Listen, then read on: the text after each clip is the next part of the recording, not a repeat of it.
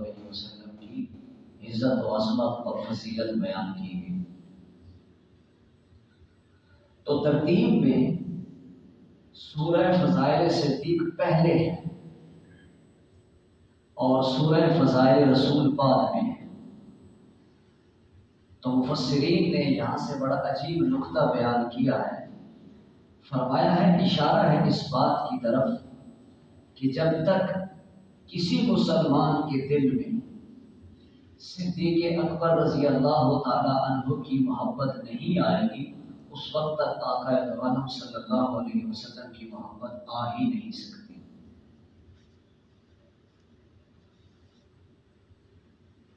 چنانچہ اللہ تعالیٰ نے ان آیات کے اندر فرمایا کہ متقی اور پرہیزگار شخص یقیناً اللہ کے عذاب سے بچے گا۔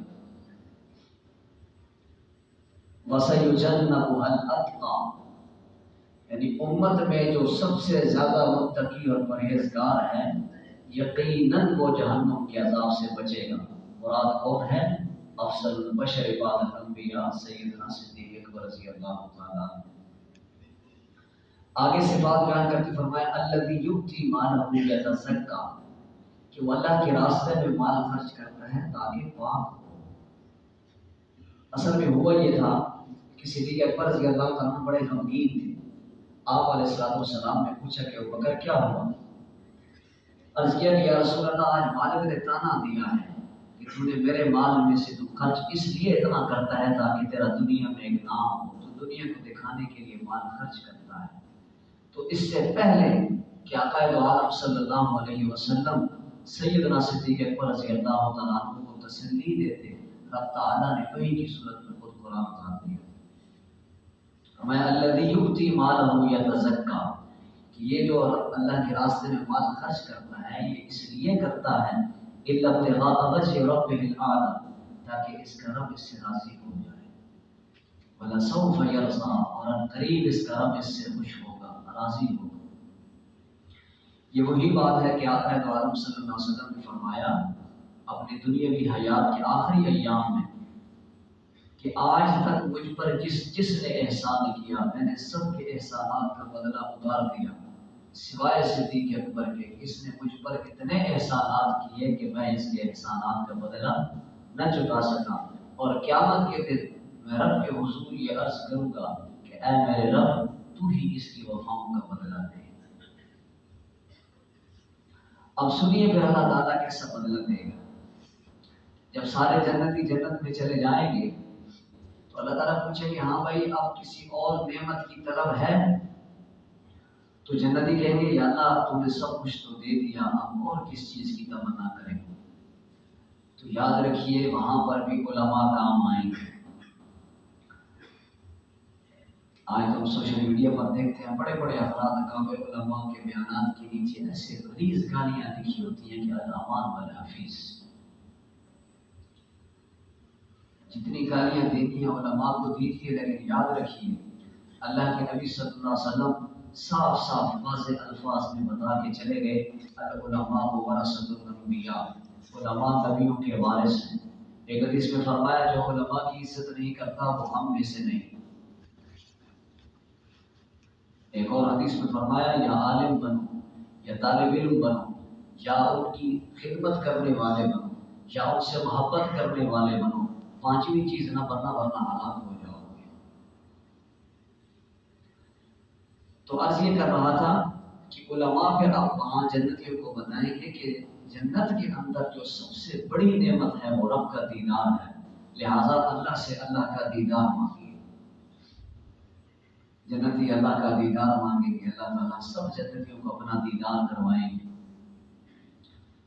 جب سارے جنتی اللہ کا دیدار کر کے چلے جائیں گے تو پھر اللہ رب العالمین اکیلے اپنے دیدار کے لیے صدیق اکبر کو بلائیں گے۔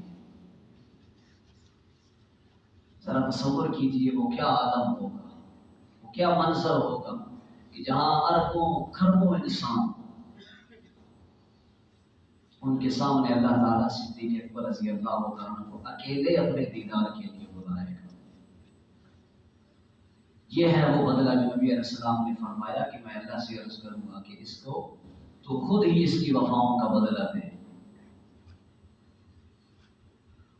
سبحان اللہ. شاعر نے کہا تھا نا کہ جسے ایک پل کی رفاقت ملی ہے، جسے ایک پل کی رفاقت ملی ہے، یہ سب کائنات اس کے پاؤں پڑی ہے، اور جو پہلو میں آقا کے سویا ہوا ہے، خدا جانے رتبے میں کتنا بڑا ہے. ایک صحابی کا تو یہ مقام ہے کہ اگر اس نے ایک لمحے کے رخ تو عالم صلی اللہ علیہ وسلم کو ایمان کی حالت میں ایک نظر دیکھ لیا اور پھر دنیا سے چلے گئے تو ساری کائنات سے قیمتی ہو گئی. تو جو صدیوں سے حضور کے ساتھ آرام فرما ہے اور قیامت تک سوئے رہیں گے، ان کے مقام اور رتبے کا کیا عالم ہوگا. سیدنا صدیق اکبر رضی اللہ تعالی عنہ کی شخصیت با کمال، ان کی صحابیت بے مثال، ان کی خلافت چند ماہ 2 سال لیکن فتوحات سے مالا مال، ان کی دینی خدمات لازوال،